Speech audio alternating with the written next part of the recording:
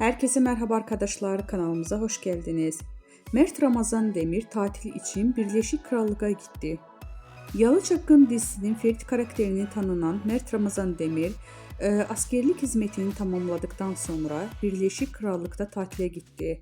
Demir tatilden yeni paylaşımlarını Instagram hayranlarıyla paylaştı. Ekranların en sevilen dizilerinden biri olan Yalı Çapkın dizisinde Ferit karakterini büyük bir hayran kitlesi kazanan Mert Ramazan Demir, geçtiğimiz aylarda vatan görevini yerine getirmek için Hatay İskenderun'a gitmişti. Askerlik hizmetini tamamlayan ünlü oyuncu, sosyal medya hesabından askerlik sürecine dair paylaştığı fotoğrafları hayranlarından büyük ilgi gelmişti. Yemin töreninde paylaşılan karelerde oldukça dikkat çekmişti. Vatan görevini bitirdikten sonra tatile giden Birleşik Krallık'a gitmeye karar alan Demir, tatilden yeni fotoğraflarını Instagram hesabından paylaştı.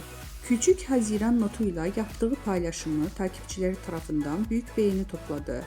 Demir'in tatil anları sosyal medyada kısa sürede ilgi gördü.